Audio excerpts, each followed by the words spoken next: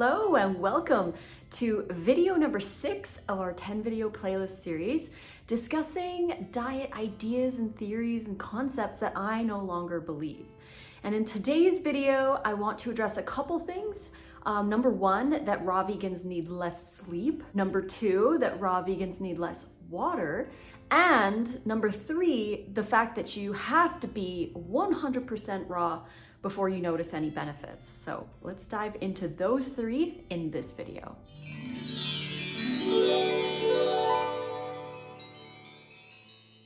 Thank you once again for joining me for another video here on my channel. If you're enjoying these videos, please click like, don't forget to subscribe to the YouTube channel, and go check out the brand new vegan bundle that we have going on right now. It's new. We've got a lot of new stuff in there. I've got 6 of my contributions in this bundle, including my brand new, fully revised 52 to a New You ebook. This is a raw vegan transition guide. So it's a step-by-step with everything that I could possibly think to put into the book. There's recipes and habit stuff and gut stuff and relationship with food stuff, and again, step by step. I'm so excited to release this. It is released right now. The only place you can get it is in the bundle, so go check that out. The link is in the description box below. You're getting over $6,000 worth of content. There's over 110 downloadable things like ebooks and video courses and access to conferences. There's free memberships to people's sites and all kinds of goodies. Go check it out. $49 is all you pay. You have a year to download everything, but once you download it, you can keep it forever. So please go check it out. And it ends on February 12th. So do it now before it's too late, because the days will just fly on by. So go click that link and see all the goodies you are gonna get for $49. So let's talk about some of these topics. They can be a little controversial, and I'm just sharing my thoughts and my beliefs because they have changed over the last 8.5 years that I've been following a raw diet. And in the beginning, I used to believe that raw vegans needed less sleep and didn't need to drink water. So those were 2 things that I used to believe and no longer believe. I think that sleep and hydration are equally important regardless of what you eat. We need to be focusing on our sleep. Is so important. And I believe it's the axle that holds all the spokes of health on the wheel of health, right? Each spoke being an aspect of health. We've got your diet, your exercise, your hydration, relationships, passion, nature, meditation, stretching, whatever the spokes are, sleep holds them all together. Sleep is the axle. And sleep does things that diet does not do. And we need to have quality sleep, quantity sleep, and a good sleep hygiene, like a good sleep routine, in order to get the most benefit out of our sleep.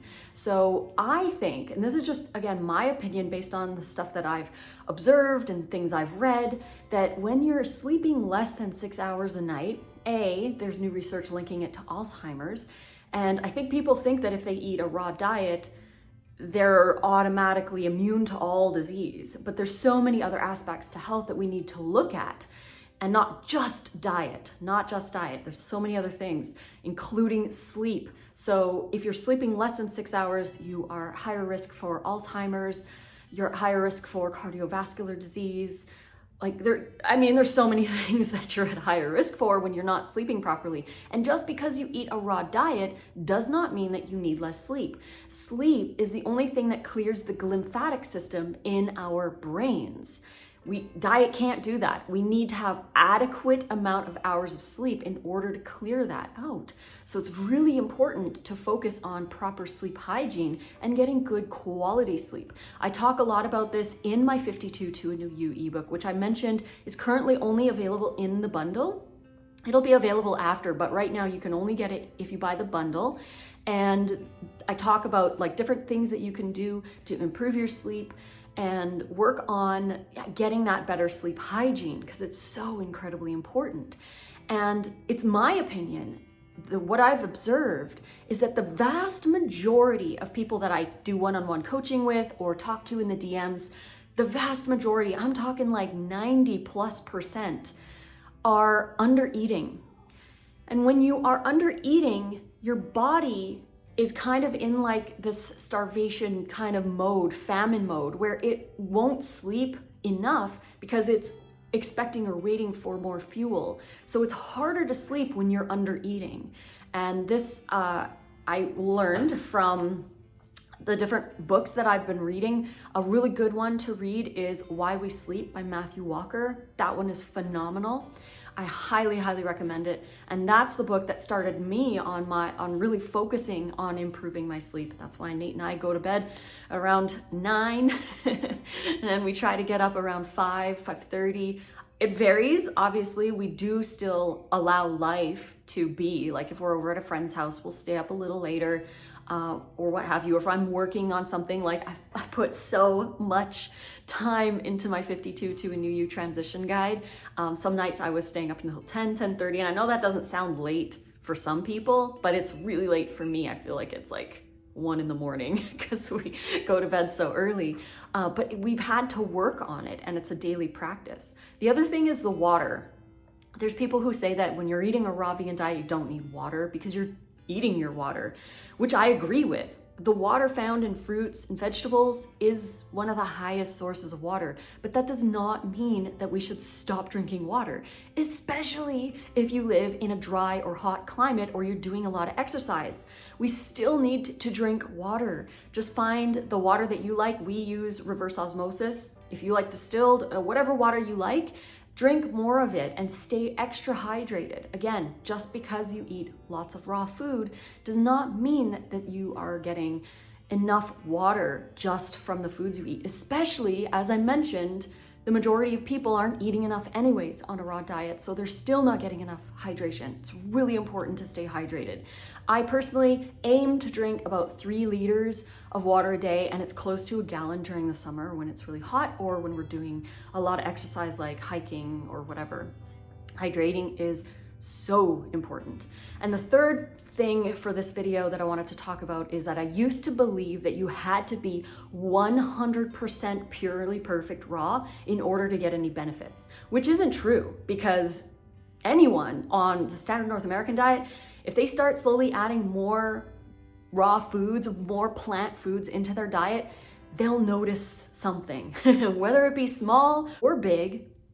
It's still a benefit. You do not have to be 100% pure and perfect for X amount of years in order to get the magical perfection that raw is supposed to give us. I believe that it's more like a scale. Like as we add more raw, we get more benefit. It's not black or white, one or the other. It's not like, oh, if I'm not 100% raw, then I'm not gonna get any benefit. Like, you're gonna get benefit if you're eating like 50% raw even, or 60% or 70%. And you can work your way up to eating all raw and see how you feel eating all raw. Everyone's gonna be a little different. Our gut microbiomes are incredibly different. So work with where you're at and avoid letting anybody try to shame you into being 100% raw. You should be 100% raw because you wanna be 100% raw. Go vegan, start eating whole food plant-based, get rid of the oils, get rid of the processed foods, work up to more raw, and there's always going to be benefits along the way as you improve. So again, I no longer believe that you have to be 100% to get any benefit. You can still get benefit as you're working your way to 100%. And as you notice those benefits, you might want to eat more and more raw. And that's cool too. So work with yourself, be gentle to yourself, and check out the vegan bundle. We've got this brand new vegan bundle. A lot of the stuff in there is brand new, including my fully revised 52 to New You raw vegan transition guide. So if you're looking to transition over to a raw vegan diet, this is a great guide. I've added so much to it. There's well over 200 pages in there, step by step on how to go raw, add more raw to your life, go at your own pace. It's such a great book. I'm so excited to share it with you guys. But right now, like I said, it's only available in the bundle. So click on the link in the description box below and check out the website. You get everything on the website for one payment of $49. And then you get an email with a link to download. You can download all the stuff and you've got it forever. You have 1 year to download everything.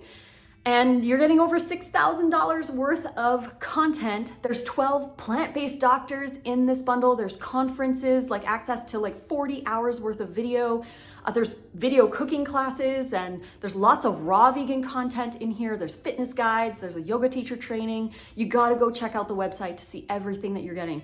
And you only pay $49 for everything, but we can only run this once a year, and it's only 10 days. So that's how we're able to do this, because it's a very, very, very special time. So go check it out. If you want to support us, it's a great way to do so. So thank you very much for hanging out with me during this video, and we will be back tomorrow for another one to see what else I don't believe anymore about diet and diet culture and all that kind of stuff. So stay tuned. I love you guys so much. Thank you again for joining. If you like these videos, don't forget to subscribe to the YouTube channel.